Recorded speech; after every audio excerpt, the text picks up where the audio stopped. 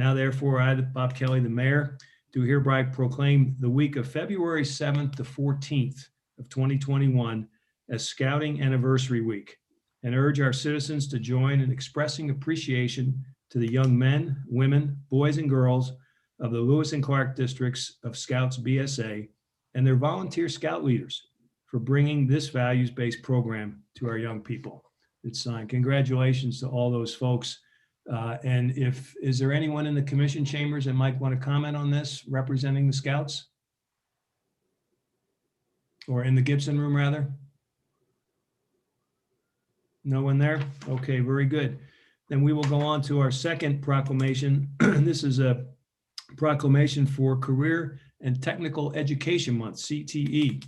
And it says, whereas Great Falls Public Schools and national educational organizations have proclaimed February 1 through 28, 2021 as Career and Technical Education, known as CTE Month.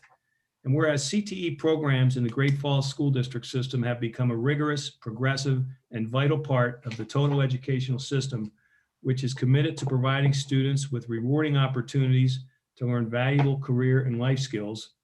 And whereas CTE programs in the system are continually providing students with opportunities to gain invaluable hands-on experience through apprenticeships, internships, job shadow opportunities, and cooperative education programs. And whereas CTE programs in the GFPS system have shown a genuine commitment to preparing students for their lives after high school by providing them opportunities to earn advanced diplomas, explore their individual career options, and receive college credit. And whereas research shows that many of the country's fastest growing occupations require the technical communications, time management, and leadership skills taught in American CTA programs. Among high school graduates entering the workforce, those with technical education background earn more than those without this advantage. Great Falls Public Schools offer many classes in CTE, which include family and consumer science, agriculture, trades and industry, business and health sciences. Now I therefore, Bob Kelly, the mayor, do hereby proclaim Feb 21 as Career and Technical Education Month for Great Falls Public Schools in the city of Great Falls. And I urge all residents to join together in celebrating and emphasizing the role of CTE programs in the future career success of students and its importance to their academic achievement. Congratulations. Is there anyone in the Gibson room from CTE who would like to make a comment about the program? Okay, seeing none, I can show the camera. This is my very own CTE desk coaster that I got at the farmer's market years ago. They do good work and it's still holding up. So thank you for that. And thank you to the students and staff that do that program. All right, this brings us to the Your military. Honor, we do Hello? have, Your Honor, we do have someone on the line. Oh, thank you. All right, go ahead, please, if you would, Lisa. I apologize. Can you hear me, Bob? Tom, I can also, I see your name there. Yeah, absolutely. Okay, thank you. I'm on here, so I can't see in person, but I just wanted to thank you and the commissioners for proclaiming this CTE month. Our CTE students are just outstanding in the school district, and it's because of our partners in the community, our businesses and industry partners who provide support and opportunity for our young people to do internships and job shadows and pre-apprenticeship programming in Great Falls. And our students step up. I was privileged to go to the Business Professionals of America state convention a week or so ago and see some of these young people in action. Our CTE concentrators, those are students who take 3 or more CTE classes while in high school, have a 97% on-time graduation rate, which is incredible. So it pays. And I just want to thank the commission. I want to thank the city of Great Falls and our business partners for supporting our career and technical education teachers, as well as our students. So thank you, Bob, and thank you to the commission. Tom, thank you, Superintendent. Appreciate it very much. Appreciate those kids too. They do a great job. All right, this takes us into our military updates, a new feature that we've started this year. The first meeting of each month, we've asked our friends at Malmstrom and also at Mang to come and present and tell us what's going on. To start the new year off in January, we had Colonel F-15, Anita Fugate Opperman, give us an update on all things Malmstrom. And today we have a double header. We reached out and invited Colonel Thomas, who is the commander up at Mang, to come and speak to us a little bit about what's happening up there with the Air National Guard. And also we've got Colonel Rusty Williston from Malmstrom Air Force Base to give us some updates as well. So Colonel Thomas, welcome to you. Good evening.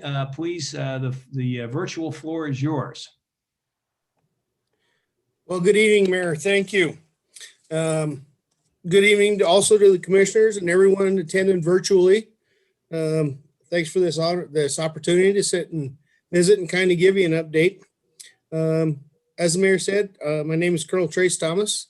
I'm the commander at the 120th Airlift Wing up on the hill at the Montana Air National Guard. I took over the position. It seems like just yesterday, but actually it was June 13th, so been there a while. COVID's kind of changed the way we do business, so I really have not had the opportunity to get out and meet everybody that I would like to. Just a few things. If we go, I think we got the next slide. And ours make it in there.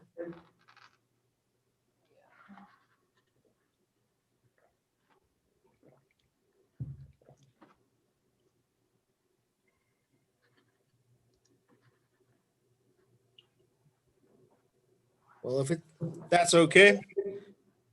There we go. Oh, yeah, there we go. For those of you that don't know, since this is kind of my first time to brief everybody on this, I thought I'd kind of focus on the background of everything that we kind of do up at the Hill. Not necessarily the most recent events, but our biggest thing right now is the mission that we do. We answer the calls of the nation and state with ready airmen and precision aerial delivery anytime, anywhere. As far as for a vision, just like most Montanans, we want to be the leading edge airlift wing known for its high performance airmen and exceptional mission effectiveness all across the country. So that is our biggest driver that keeps us going on a day-to-day basis. Next slide, please. A few things that you may or may not have been seen or been exposed to. Recently, we've had 119 airmen supported COVID response. I believe that number at last count and the last set of individuals on orders went up to over 148 individuals in COVID response. So we've been doing a good job there helping out across the state and every community, not just the local Great Falls community. Starbase, for those of you that have had any fifth graders in the school district recently, that is one of our big programs up on the Hill. Over 2,000 fifth graders have been exposed to the STEM program that generated or based upon the basis of the Starbase program. Primarily Great Falls area and Cascade County, but however, there are several out of county schools that do participate. So I know that it is booked solid during the school year for the week-long program for each school. Danny Berg Memorial, that's an annual event. It's been going on for 25 years. And this year was even a little better year than on average. We're always right around that 500 plus meal mark. This year we were over 600 meals that we prepared and served to local community events. A couple of those last three items on there. Open hangar events. COVID kind of shut us down this past year, but in order, the year prior, in order to kind of get out there and let the high school graduating classes know what opportunities are available to them in the local area, military wise, we did have the open hangar events. We had 12 high schools in attendance with over 327 students. So on a day than that, the statewide and local area flyovers, static displays and so forth, always a big deal. And then on good years, when COVID's not knocking on the door, is the ESGR boss lift. The past year we had 39% participants. We average right around that 50 mark on any given time, and more than happy to expose the and educate the employers on what their guardsmen do on a monthly basis when we ask them to release them from their civilian duties. And next slide, please. And really some of the other things, as far as our big thing, we're always looking to develop the community leaders. We have just about any AFSC or career field you could think of with us up there at the Guard. Kind of a independent little city of its own. The good part about that is individuals, your coworkers from down and around town and so forth, or your neighbor are up doing this job on a weekend basis, and you may not even know what they bring to the fight when deployed. It may not be the same career field that they do downtown. They could be a banker Monday through Friday, and then on the weekends end up being a pilot on C-130s or a videographer or anything in the PA career field. So you never know what's out there.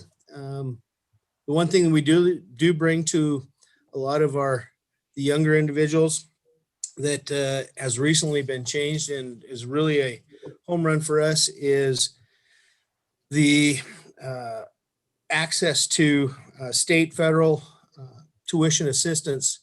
So that's something that we have not had in the past. We've done a big fight or a campaign to make that an opportunity for all of our members. So not only do they get the GI Bill benefits, they also get state and federal tuition assistance in any of the state schools. So that's been a good one. TRICARE Reserve Select is a great opportunity for young individuals not able to have access to cost-effective healthcare. It's pretty a good opportunity there. And then more importantly, on a day-to-day basis, we're just Montanans helping Montanans and trying to make not only our local communities better, but those around the state. Cascade County and Great Falls area is our highest contributor for our membership. We have over 600 members from the local area that are Montana Air National Guard members of the 850 that we have on the Hill. So, but yeah, Great Falls has always been an impact, and we thank you greatly for the support that we receive on a daily and monthly basis. Any questions for me? Colonel Thomas, can you speak to some of the deployments that your men and women have undergone in the last year or so?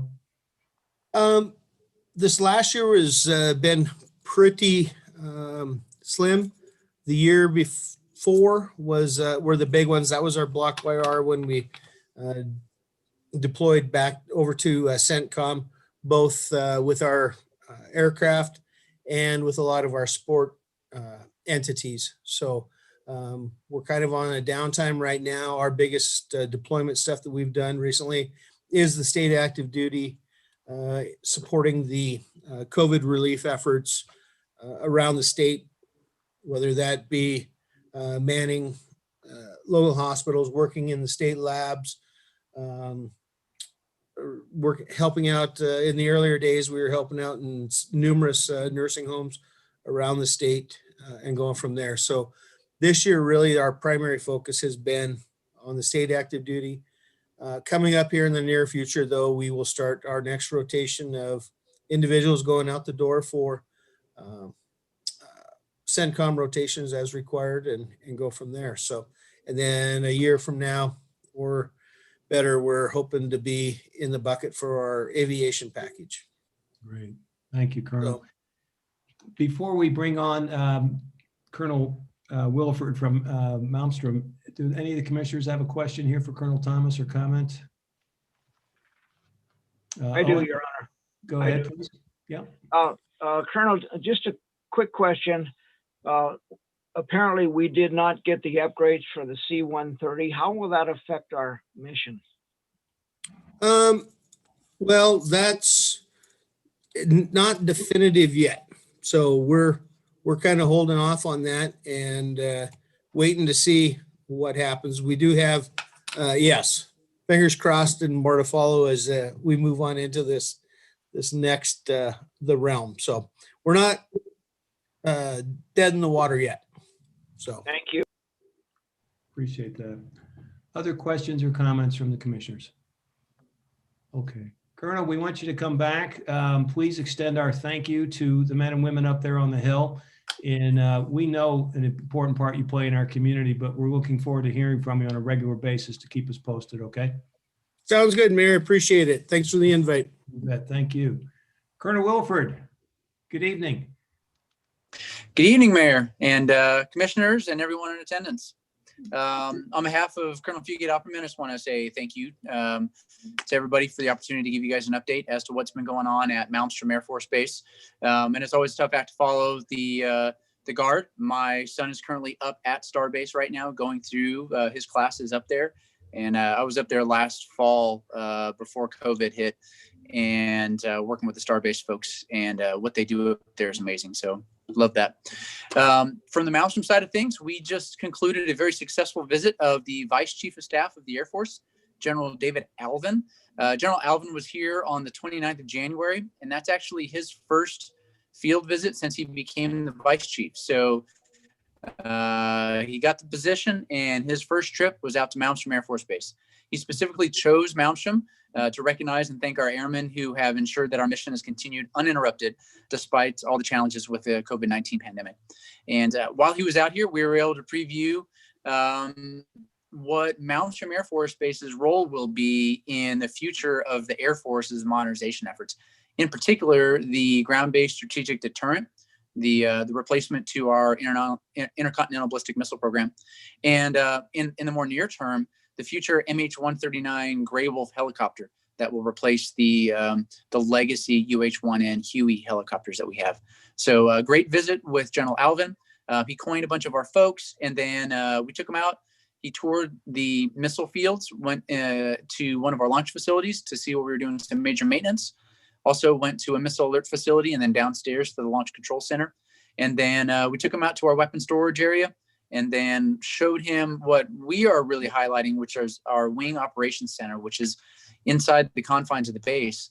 But it's the first of its kind in the ICBM world to be able to fuse all the different things that a wing does into one central location, have a common operating picture, and also have immediate access to leadership and to the subject matter experts. So we've been touting that as the future of ICBM operations, and it's gaining a lot of traction. And we think that it's going to be the basis potentially for what the ground-based strategic deterrent operation concept looks like. So we're very proud of that. We tucked that visit away, and then right behind that is we have the Chief Master Sergeant of the Air Force, Chief Joanne Bass. She's going to be up here at Malmstrom next week. So she'll arrive on the 8th of February, depart on the 9th, and it's going to be very similar to the Vice Chief's visit. This will be her first trip to the Malmstrom area. She will be going to Minot prior to us, but she's going to be focused on the bomber mission out there. So we believe we're going to be the first one to show her the ICBM mission and show the pride that we have in that. We also have another interesting visit coming up. We have a reporter coming from Japan, one of their major news publication. And that reporter's coming out doing a story about how our ICBMs not only protect America, but also it provides that assurance to our allies, and including Japan. And so that's going to be a great visit that we have coming up pretty soon, February 16th. Other upcoming events that we have, obviously this month is African American Heritage Month. And so our diversity and inclusion team has been very active, and they've set up a lot of different great events, opening up to those that have base access to join us as well.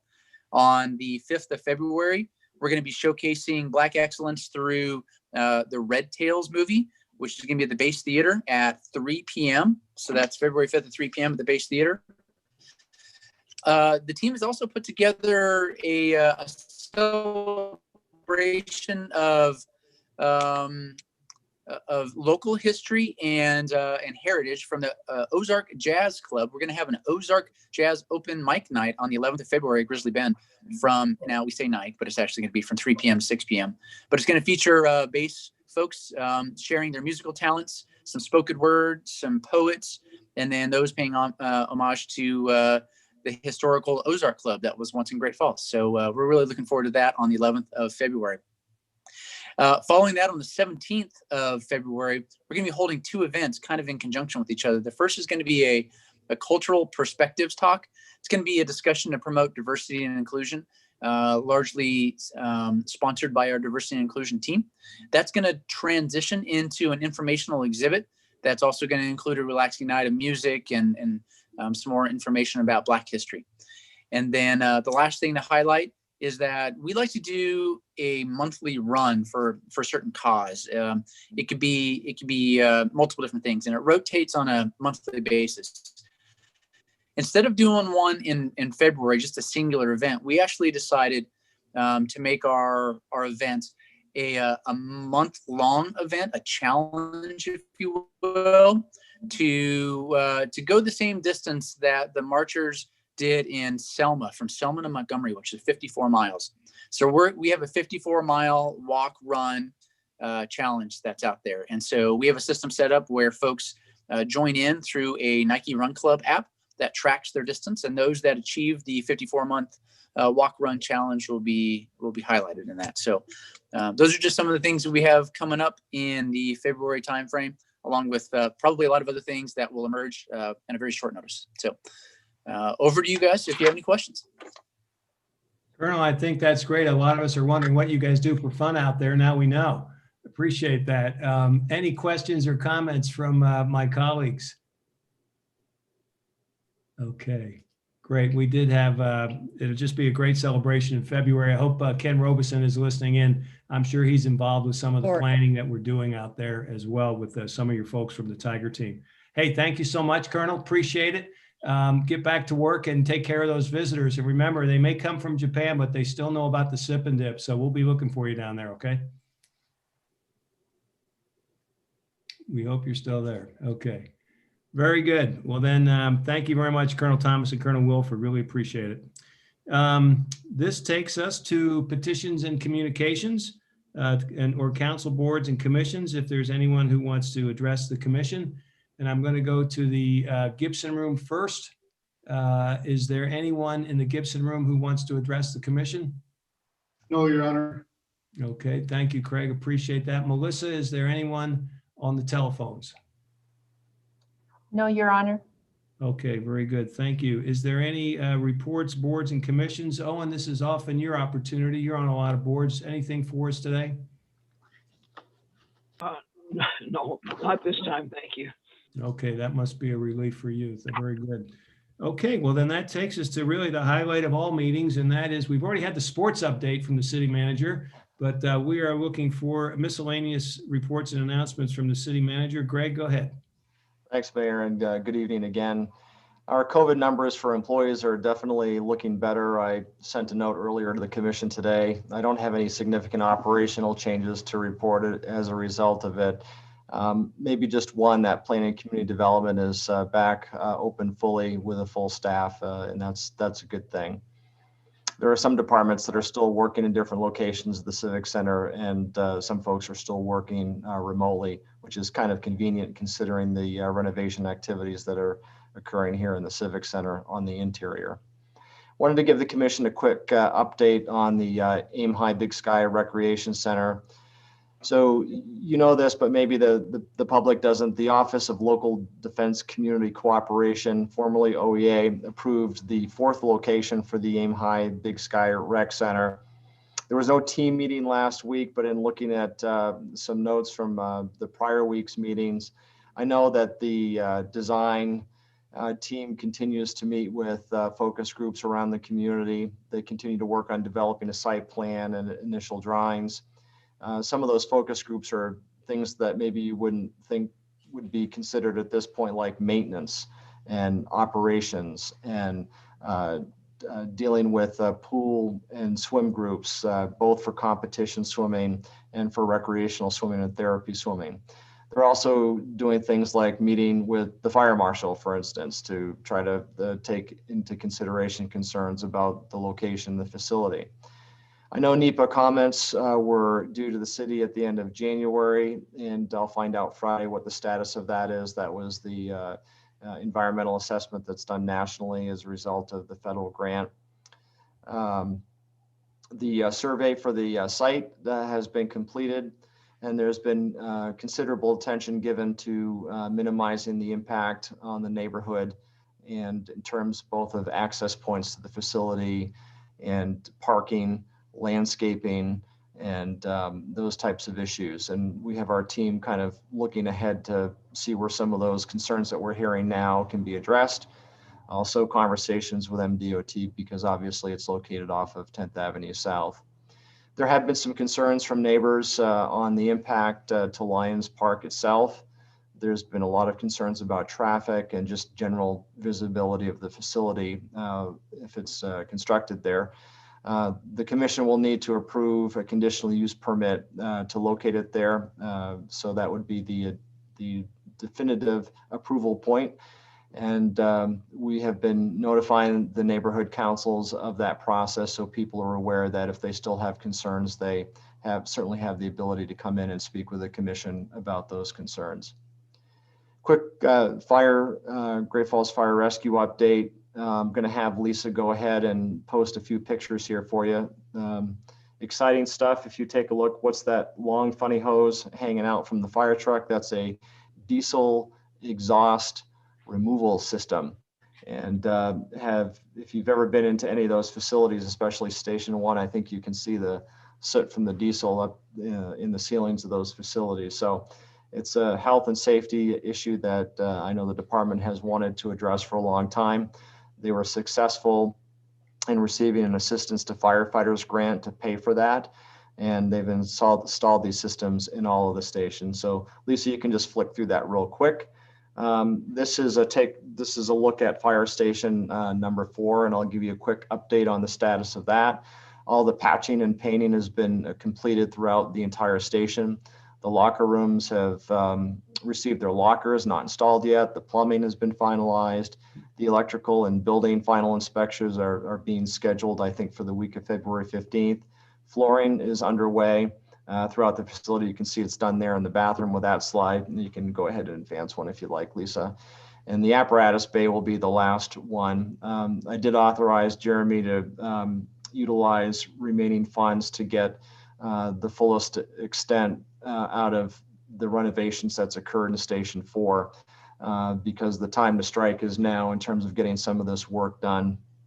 They're hoping to have the facility open and operating at the end of February or the first week of March, which is good news. And we appreciate the residents being patient that live out in that area.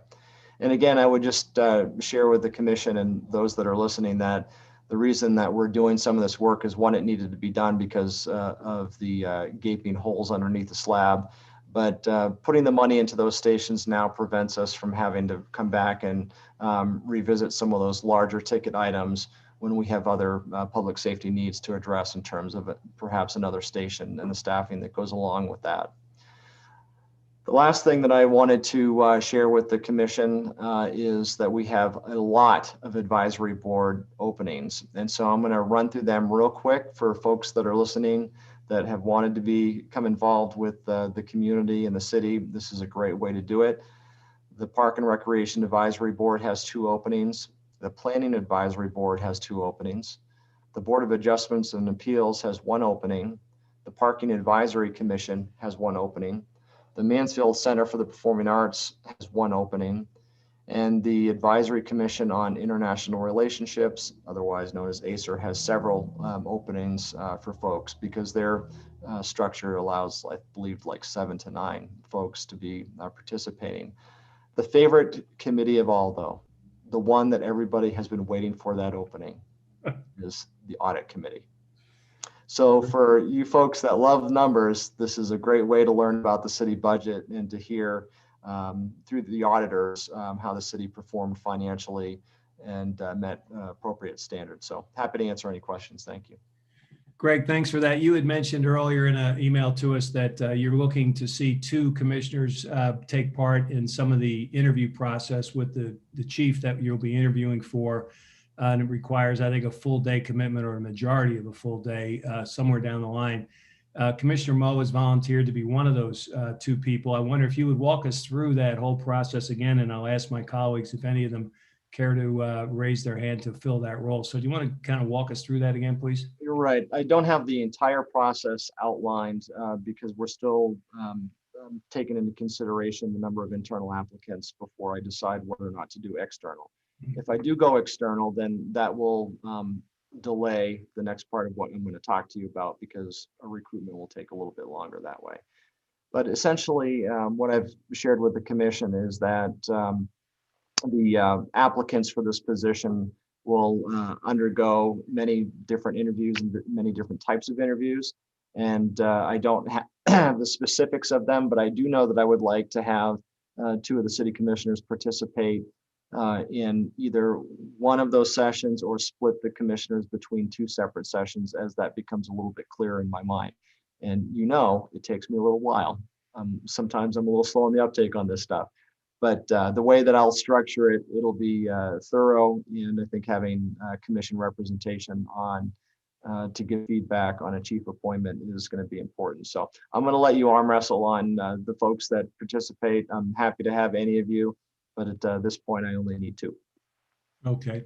So we could do that a couple ways. This might be a good time to, if you'd like to participate in that, just raise your hand if you're available to do that.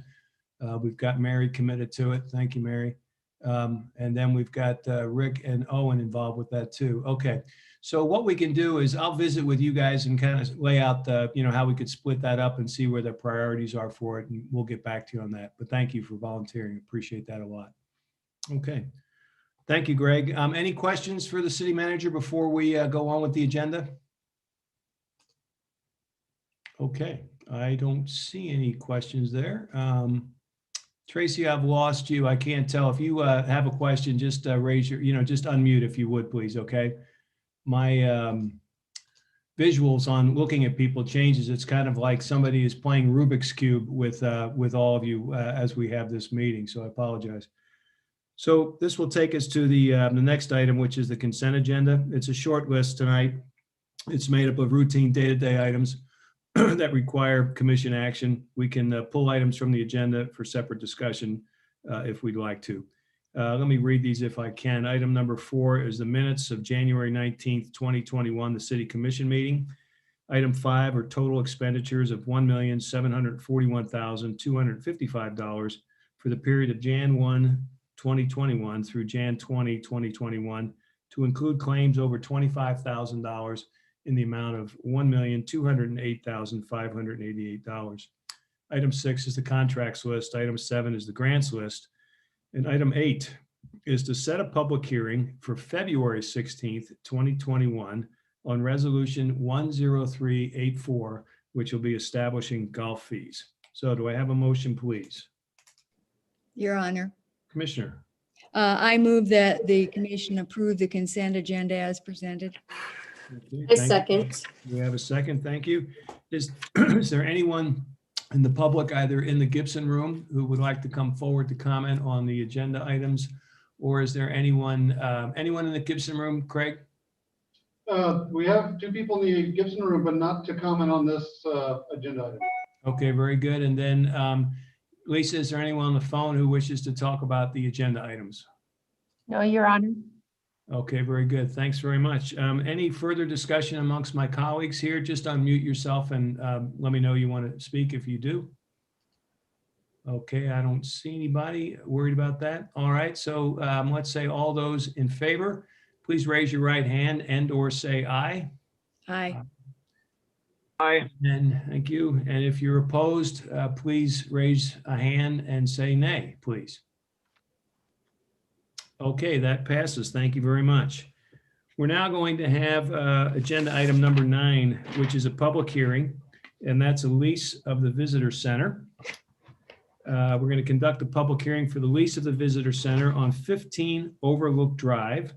And this will be presented by our Park and Rec Director, Steve Herrick. Steve, go ahead. Thank you, Mayor and Commissioners. So yeah, staff is asking that you'd conduct a public hearing on the lease of 15 Overlook Drive, otherwise known as the Visitor Center, with the Great Falls Tourism Group. Just a little background, over the past couple of years, Greg city manager has tasked me to find out a mission for that facility. But before we could do that, we needed to take care of some projects there. One, we had to get it cleaned out, and we needed to update the HVAC system, which has been done. Staff has rebuilt the deck on the perimeter. We've done some landscaping up there internally. So we got it to a point where we felt like we were ready to go out for an RFP to lease that out, which we did last July. We received one submission for that, so we did extend it for a few more weeks after that, and we extended a second proposal. At staff level, it wasn't quite what we were looking for with either proposal. So what we felt like we would do is, kind of work with the entity that we felt met the needs of the community the most. So we wanted to work with the Great Falls Tourism Group and figure out if we could come to terms on a lease agreement for that facility. After a lot of back and forth, we're both very comfortable with where we're at. And I will say, when we thought we had renovations to where we felt comfortable moving forward with, after the last windstorm, we are now in the process of getting a new roof on it after all the shingles are laying on the ground. So after that, we should be very comfortable with where we're at leasing it. So if you'll notice, there isn't a start date on the lease agreement at this time. That's due to the tourism group had submitted a grant for some renovations that they were supposed to hear back by the end of January, had hoped to start some of their renovations in February. Well, that grant approval has been moved to the end of February. So we're looking probably at a date sometime in March, and we'll work with that with the group on what's most beneficial for them. For the first year, the first term of it, of the lease agreement, will go 7 years. That coincides with the term that's left on the BID district. And then beyond that, it would be 2 5-year extensions are possible with this. Year one, we're looking for $1 for the first year, because a lot of that first year is going to be taken up with some renovations that they'll need to do in the building to make it suitable for their operation. After that, in year two, we're looking at $500 a month for rent, and then year 3 through 7 would be $1,000 a month for rent. Utilities would be the responsibility of the tourism group, and the remodel is also their responsibility as well. If renewed for any future terms, the city does have the opportunity to negotiate any future lease payments and stuff like that. The park board recommended support of this at their January 11th meeting. Staff is in support of this. Feel obviously it was a good fit, because at one time it was the tourism office. So we're very happy about this, very comfortable with it. If you have any questions, more than happy to answer them. I know Rebecca is here as well. If you have any questions from her side, I'm sure she'll be more than happy to answer those. Okay, very good. Since this is a public hearing, our next process here is to see if the commissioners have any questions, Steve, of you and or Rebecca, who I imagine is part of the application here.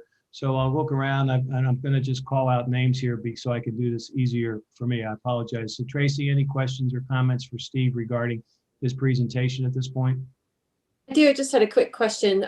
Who would end up then be responsible for the irrigation of all of the land that's up there? Is that part of the utility payment? I know at one point in time that wasn't separated out.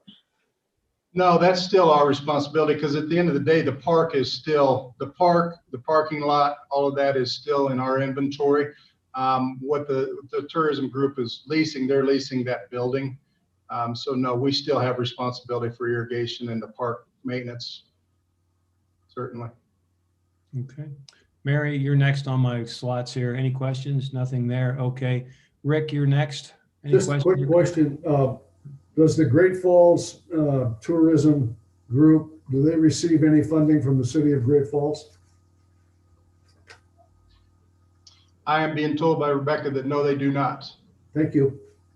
Okay. Owen, any questions or comments on the presentation at this point? No, sir. Okay, very good. Then We will then go to the public hearing part of this, and we were asked for 3 times. I need to ask for those who are in favor of this lease to come forward. And so I'm looking for those who are in favor of this. So in the chambers, we do, or in the commission, Gibson room rather, there are some folks there. Are they proponents of this at this point? If they are, they can come forward. Steve, There's is none in it? the Gibson room, Your Honor. Pardon me? There's none in the Gibson room, Your Honor. Okay, very good. And then Lisa, are there any proponents on the telephone? Yes, Your Honor. Okay, would you order that, please? And again, it's *9 to raise your hand, *6 to unmute. So go ahead, Lisa. Good evening, Your Honor, Commissioners. It's Brett Doney with the Great Falls Development Authority. I am a city resident. Just wanted to thank Steve Herrick and everyone who's worked on this. This is a good proposal for tourism. It's good for the city, and we're glad to see the building put back into use. Thank you. Thank you, Brett. Lisa, anyone else? Not at this time. Okay, very good. If there are any other proponents, Sarah, I'm looking to you. Have I done that 3 times? Thank you very much. Then is there anyone who wants to speak in opposition to this lease? Is there anyone who wants to oppose it? Is there anyone in the Gibson room, Director Herrig, who wants to oppose it? No, Your Honor. Okay, very good. Then Lisa, back to you. Is there anyone on the telephone who wants to speak in opposition? No, Your Honor. Okay, and I believe that's 3 times by one way or another, but if there's anyone else who speaks in opposition, come forward. And we don't see anyone physically or electronically. Very good. I will close the public hearing. And now I'm going to ask for a motion if we could, please. Do I have a motion? Your Honor. Commissioner Mo. I move that, I'm not on the right page, but I move that the city approve the request for the tourism group to take, that's not good. I should get to the right page. Take your time. Maybe somebody else should make the motion. I'll make the motion. Go ahead, Rick. I move that the city commission approve the lease of the visitor center city-owned property located at 15 Overlook Drive to Great Falls Tourism. Okay, do we have a second, please? I second it. Thank you very much. Any discussion, any commission discussion? I have one question. I didn't know when I could ask this. So Steve, is it possible for the Tourism Bureau to lease space to, like, guys that don't have offices at the city, kind of like the commissioners or the mayors, if we pay fair market rent? You would like to have that view as well? Well, I'd take a stool on the shelf out there on the deck, as a matter of fact. It's such a great... There are some other, possibilities of what they can do in that facility, but it would require prior approval from myself or City Manager Dorian. For subleasing. Okay, great. Thank you for that.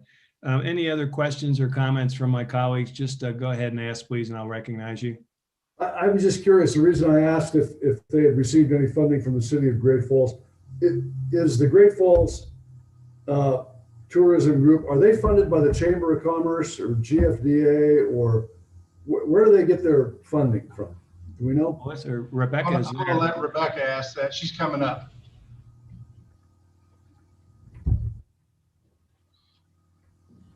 Commissioners, Mayor, the Great Falls, Montana Tourism is funded by 4 funding streams, one of which is accommodation facility use tax that comes through the Department of Revenue at the state of Montana level.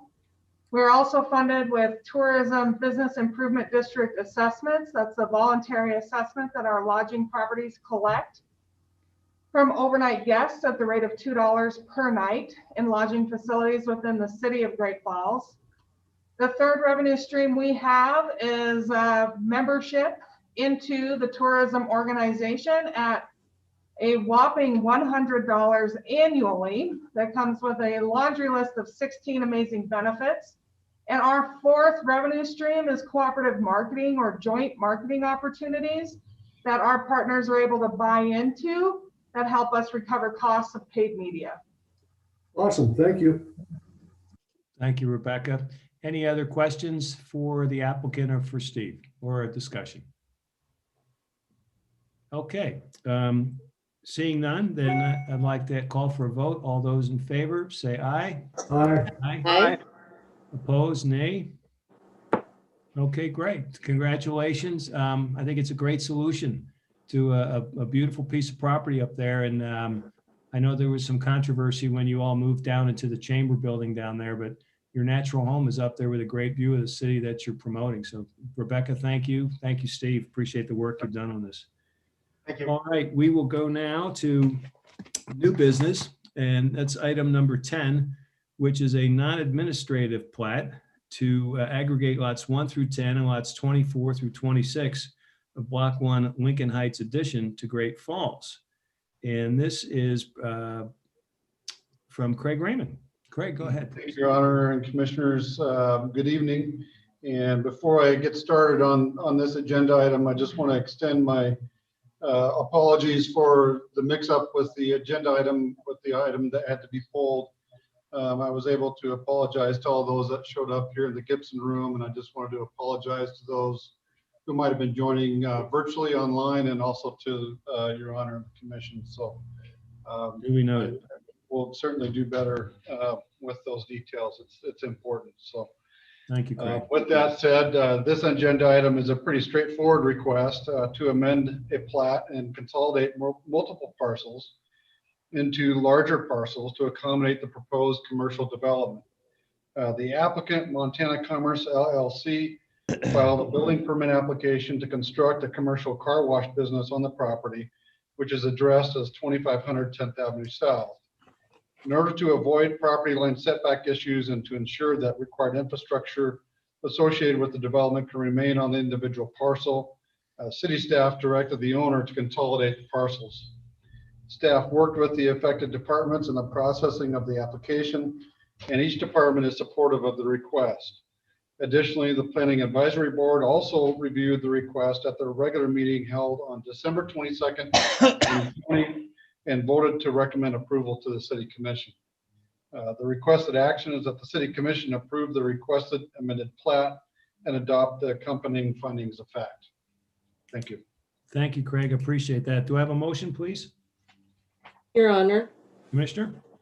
I move that the City Commission approve the amended plot to aggregate lots 1 through 10 and lots 24 through 26 of Block 1 Lincoln Heights addition to Great Falls as legally described in the staff report and the accompanying findings of fact, subject to the conditions of approval being fulfilled by the applicant.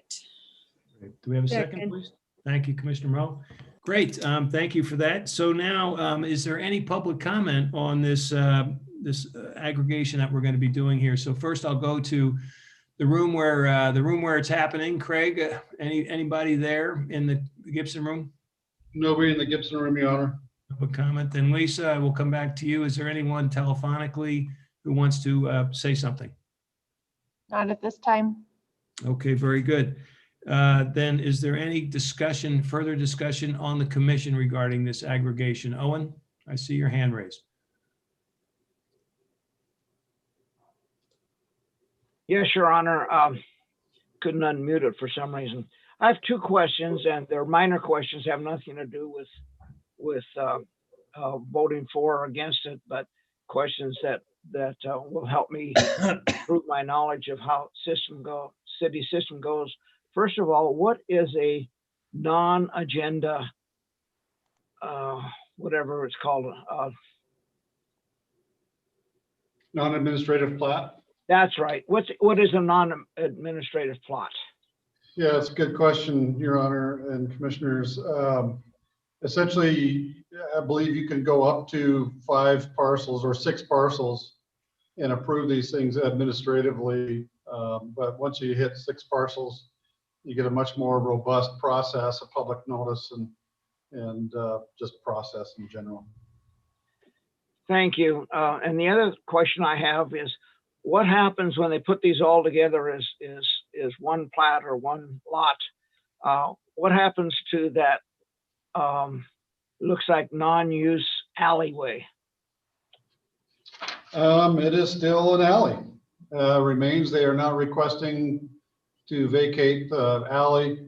There will be, according to the plat 2 parcels instead of 1, with an alley intervening in between them.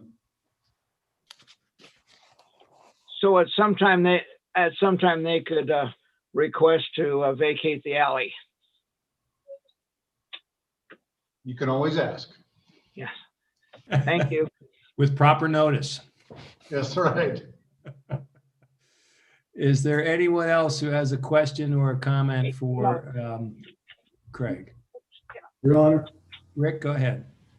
I noticed that you had the neighborhood council, Craig, 5, you presented this as a courtesy at their January 18th meeting. I'm wondering if you could briefly, I know neighborhood council 5 is very involved and their council is very much engaged in issues that go on in their neighborhood.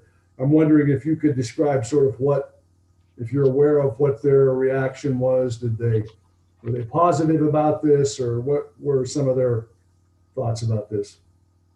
Yeah, good question, Your Honor, Commissioners. I believe, they didn't have any objection to it. I think they just wanted to understand more about, not so much about the plat, but just more about the commercial development that's going in, and they didn't have any objections to it.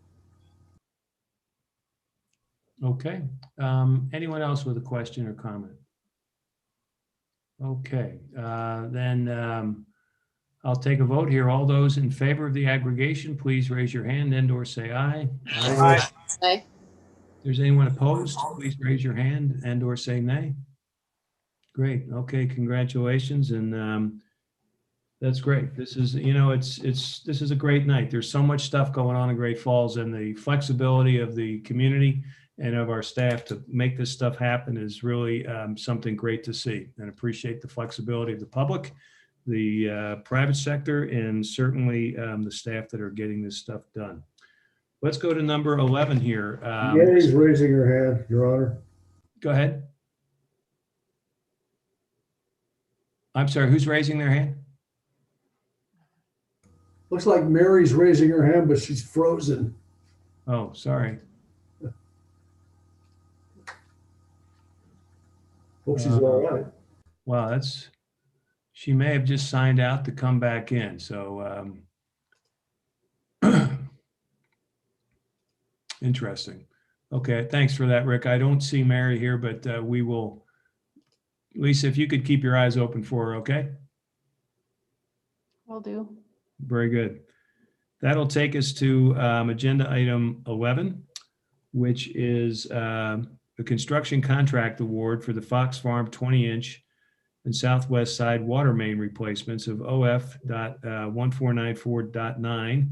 And this is being presented by our Public Works Director. I was going to say new Public Works Director, but that game is over. You're the veteran now, Paul. This is Paul Scabino, Public Works Director. Go ahead. Good evening, Your Honor and Commissioners. For the record, Paul Scabino, Public Works Director. So item 11 asks you to consider approval of a contract for construction of the Southwest Water Main Replacement Project. This is a fairly routine project, but there's a couple of reasons. One primary reason that I wanted to present this issue specifically tonight, and that is it does involve excavation and digging up Fox Farm Road. So we recognize that, that is a primary artery for the daily transportation needs of our citizens. And anytime we dig that up, it has an impact. So I just wanted to talk a little bit about some of the efforts that we're undertaking to try to minimize those inconveniences. Through the design and construction sequencing, we thought about being a little bit more hands-on with how we authorize construction sequencing on this project. We talked a little bit about the options of doing some nighttime operations, extending the allowable work hours, authorizing some overtime for inspectors, and all those things to try to minimize the impact to the citizens while we have this project opened up.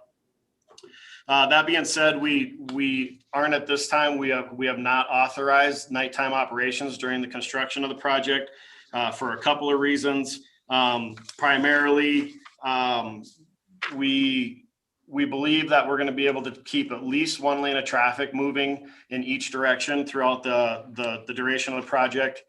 Considering the character of the neighborhood these projects are taking on, the character of the neighborhood where the project's taking place, our primary residential, and specifically in the Fox Farm area, we've got some good sized hotels and those types of things. We don't want to disturb the residents with having construction throughout the night. So along with that, we have authorized some overtime for inspectors and some longer working hours for the contractor as well. So along with that, we've both authorized and directed the contractor to do whatever it takes to try to minimize the disruption to the traffic patterns down in that area. So I'm more than happy to answer any questions you might have about how we sequence and prioritize and program these projects and those types of things. But I just wanted to hit on that particular item here this evening. So with that, couple of just business items. We advertised the project 3 times. We received 2 responsive bids on January 20, 2021. And staff recommends that we award this contract to the low bidder, United Materials, in the amount of $470,850 and authorize the city manager to execute the contract document. So with that, I'm happy to answer any questions. Thank you, Paul. Appreciate it. I'll need a motion, please, to proceed. Do I have a motion, please? Your Honor, Mr. Owen. I move that, I move that the city commission award a contract in the amount of $470,850 to United Materials of Great Falls, Inc. for the Fox Farm 20-inch and southwest side water main replacements project and authorize the city manager to execute the contract documents. Okay. Do I have a Your second? Honor, I second. Thank you very much. For public comment, I'm going to go to Craig Raymond in the Gibson room. Craig, is there anyone there who wants to speak on this topic? No, Your Honor. All right, appreciate that. And Lisa, is there anyone on the phones who wants to have any comment? No, Your Honor. Okay, very good. Then we'll open this up for a commission discussion. Paul, if I could, I noticed that you're going to be working with MDT on this going forward. They have an arm that they use to do kind of PR as far as announcements on how it's going to work. And it looks like the work is going to be done from Alder Drive, which is past it's kind of right across the street, I think, from the Heritage Hotel. And then it's going to head south from there. So the main intersection with 10th Avenue South will have at least a little ramp going down there. Is that correct? That is correct, Your Honor. Yeah, I don't have anything else to say. You're correct. Thank you. Okay, great.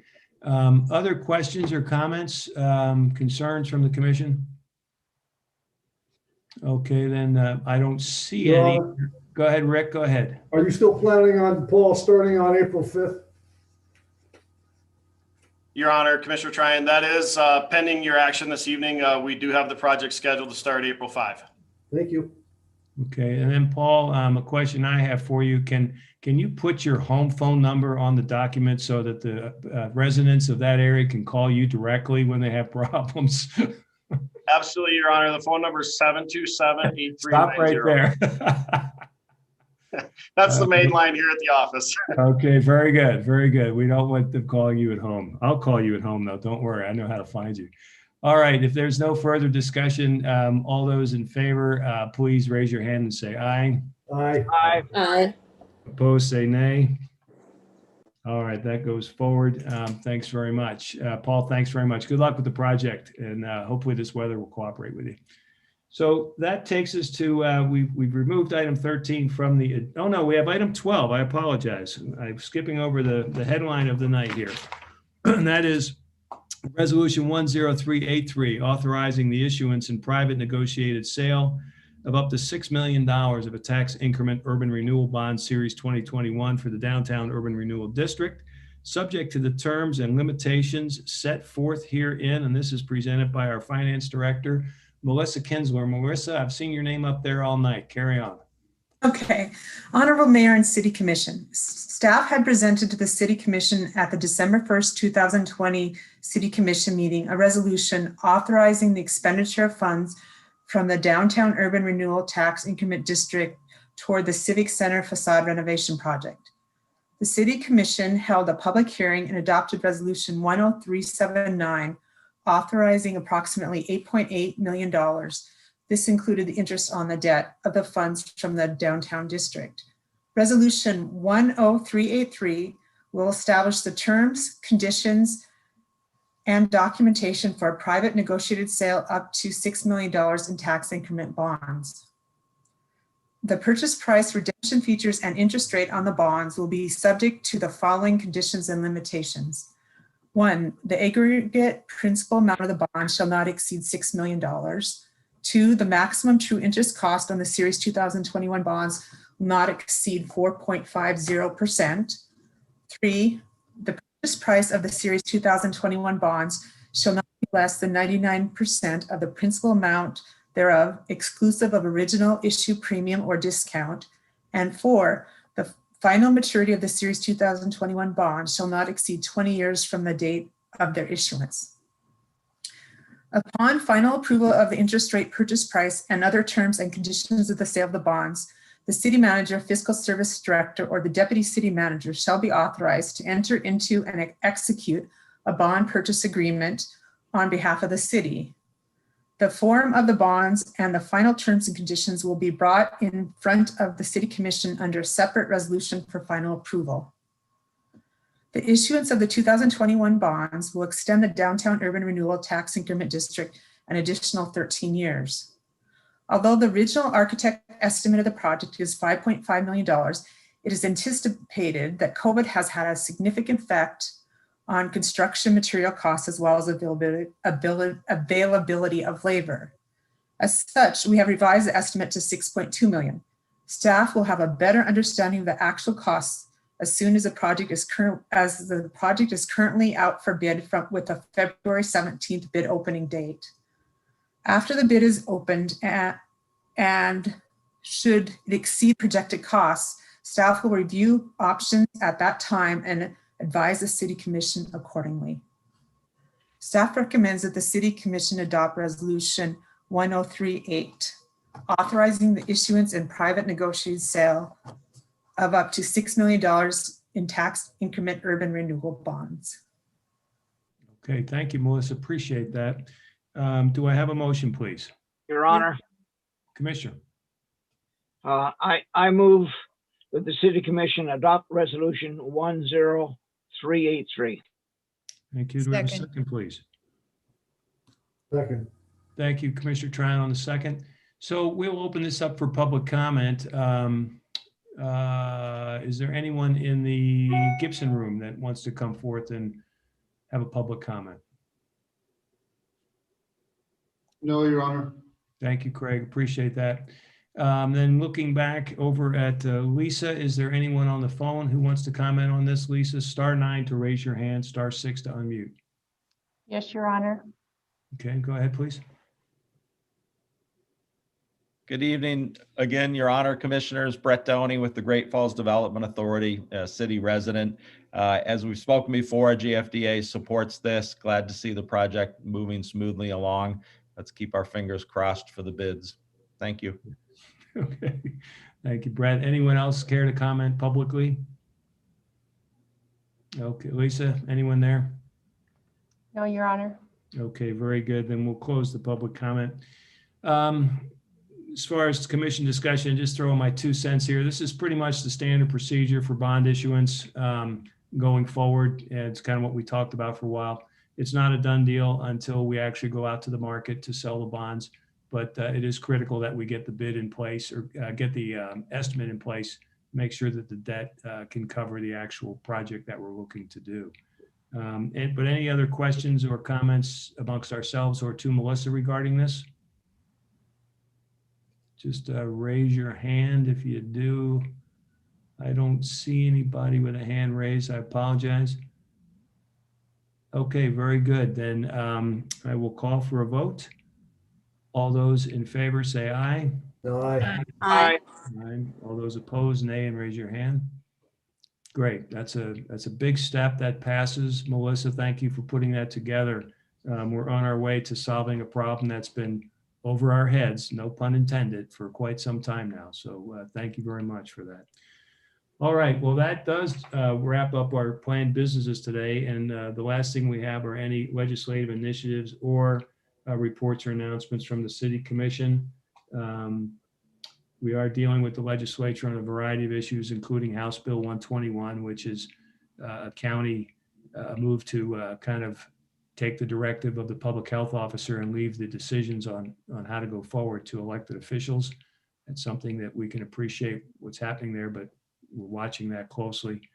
And then we're also in conversation with the taxation committee on their work to kind of change the structure of the special districts throughout the state of Montana. Our park district would not be affected through this legislation, but future districts absolutely might be affected. That's the only legislative ones that I'm keeping my eyes on personally. Anyone else have any legislative initiatives they like to bring to the table?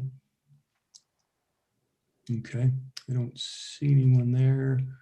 Okay, and then are there any commission initiatives? Your Honor, I just have a question. Yeah, go ahead, Rick, please. Clarification on what we covered in the work session. I'm still a little uncertain about how we're going forward with the Downtown Development Partnership programs that they presented tonight. So I'm wondering if you could clarify where we're at on that. I mean, how are we moving forward? What is the next step? Is this going to come before the city commission again in terms of being able to, vet this a little bit more thoroughly, or how are we proceeding? It was just a little unclear to me. You had raised the issue, and and Commissioner Moe had raised the issue, and I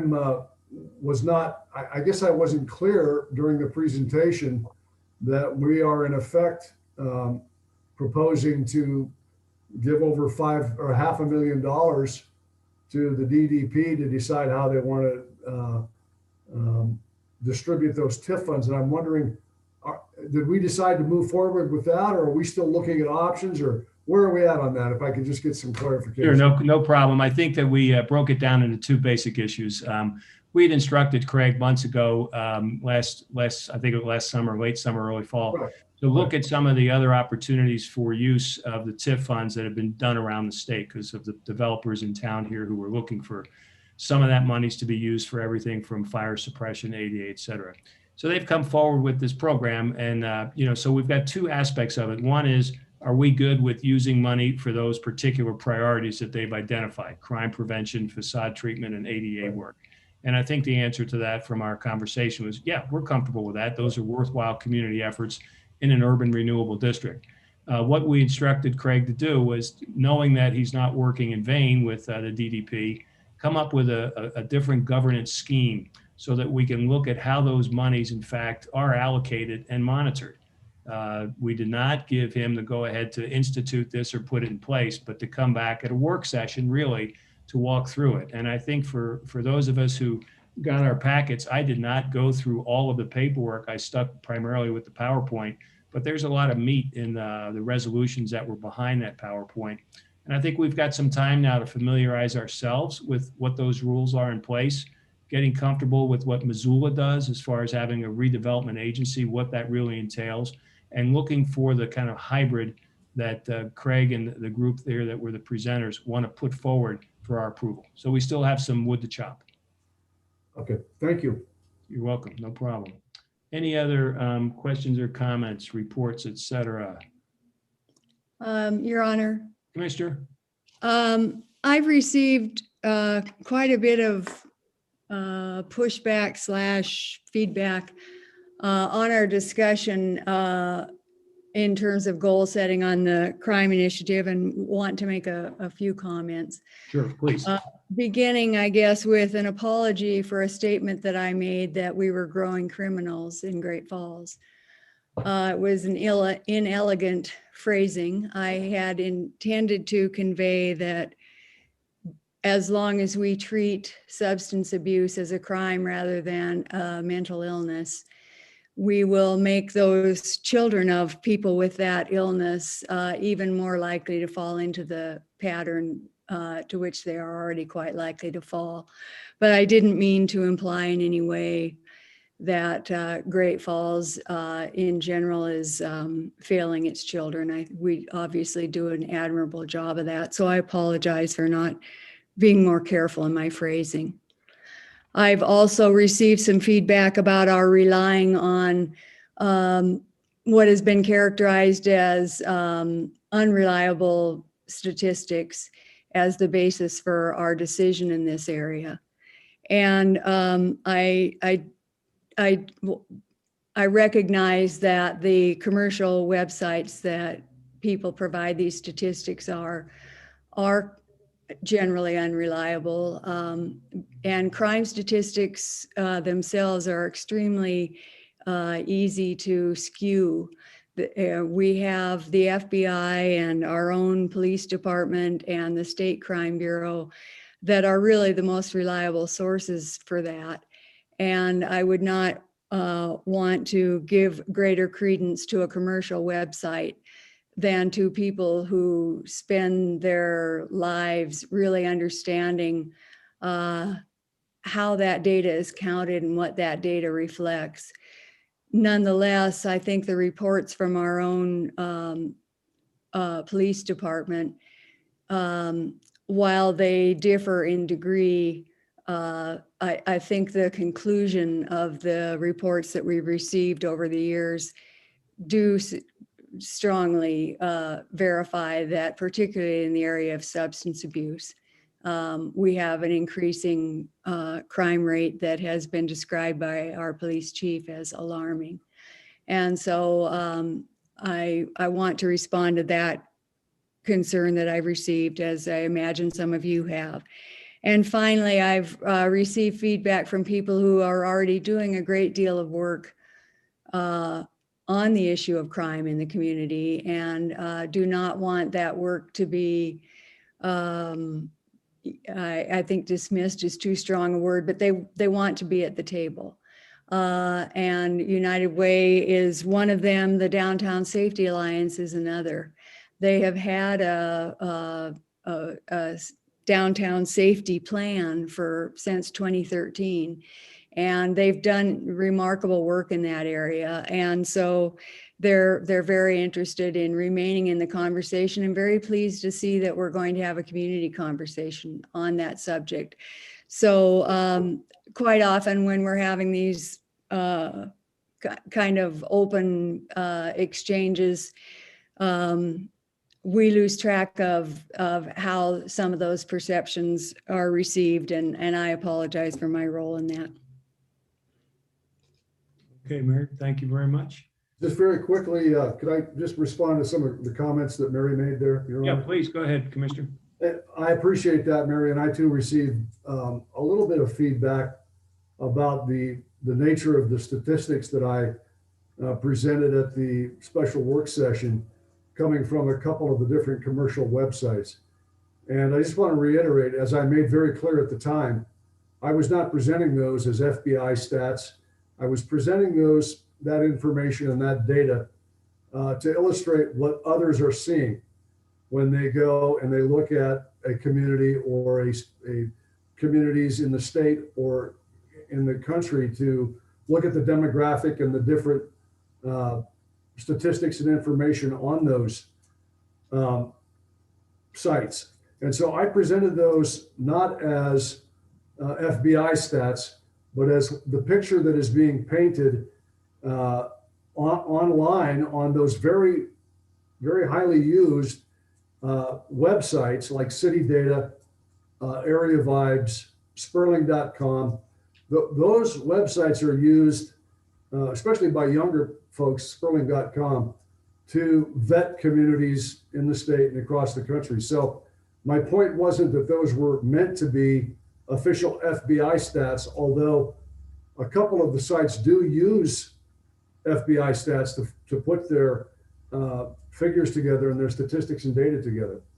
So I just want to make it clear that it was not my contention that those were the authoritative end-all data presented on those commercial sites, but that is what people see when they go look at Great Falls. So I just wanted to make that clear.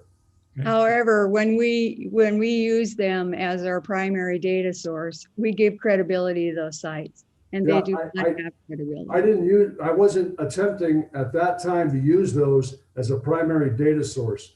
I was using those websites as a means to convey that that's what people are seeing. Most people aren't going to go dig in to the FBI stats when they go look at communities. They're going to go on city data. They're going to go on area vibes.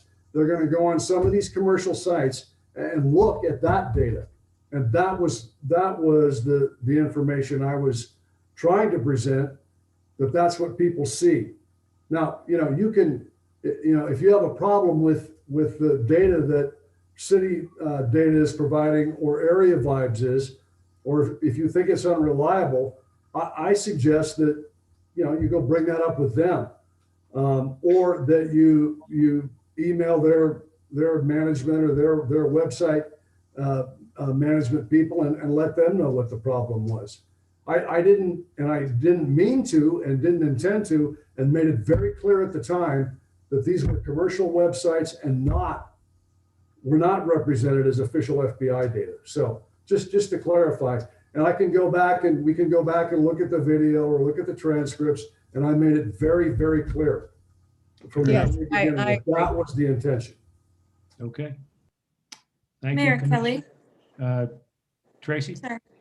So I think we've all, as commissioners, probably had a lot of feedback from this special session and things like that.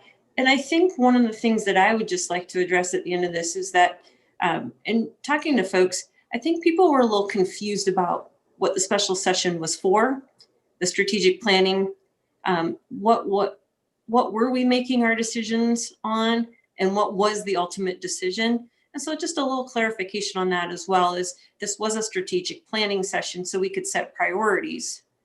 We kind of do this but we do it every year. But we actually have, as a commission, a vision statement that we've put together a couple years ago. And I explained to folks that this was the first of the meeting that says to our one employee, the commission hires and monitors one employee, and that's our city manager. So this was our ability to get together amongst the five of us, talk about what are some of the initiatives and priorities that we like to see tackled either as a change or what we might put our budget to. And then the city manager takes that back to his department heads, and the department heads start to use these thoughts and concerns that we have as they put together their budget. The budget will come back and it'll start July 1, and we typically vote upon it in July. And so I think people were a little confused that we were taking these initiatives and they were like, we were running with them right away. And I think they were looking for bullet items underneath that. And so I just want to bring that up, that this is kind of where we're going in fiscal year 21-22. And these are the initiatives and the ideas that we are looking at. It doesn't mean that we are going to have something on the ground completely running. I do think that people took offense to how we were collecting data, what kind of data we were using, and things like that. And I think they want to see a transparency going forward when we have some of these meetings. Okay, well, I think with the conversation that we'll be having with the community, there'll be lots of access to various perspectives and also looking at professionals to figure out exactly where we are on a variety of topics. So I keep reminding folks that they can go out on the city website and they can figure out which neighborhood they live in. And the first and foremost thing they can do is become involved in their neighborhood council. Every single pocket neighborhood is represented by a council in our community, and that's the best way to get involved. fair enough. Okay, other comments before we close it out for tonight? Yeah, just I have to object to the implication that any of the data that was presented at that work session was not transparent or was not completely legitimate and was upfront from the very beginning what data it was. There was no attempt to skew or to spin or to do any of the other, or to be less than transparent in that data. That was not meant to be the data we're using to go forward and make decisions. And anybody who wants to go back and watch the video or read the transcript I was crystal clear about what the purpose of presenting the data from those commercial websites was. If there's any misunderstanding, I suggest you go back and take a look. All right, Rick, well, we've beat that one to death. We got it. We now know for sure tonight. It's been brought forward. So thank you very much for that. All right, if there's no further, I will look for a motion to adjourn. Move we adjourn. We are adjourned. Good night, everybody. Thank you. Thank you, staff. Good night.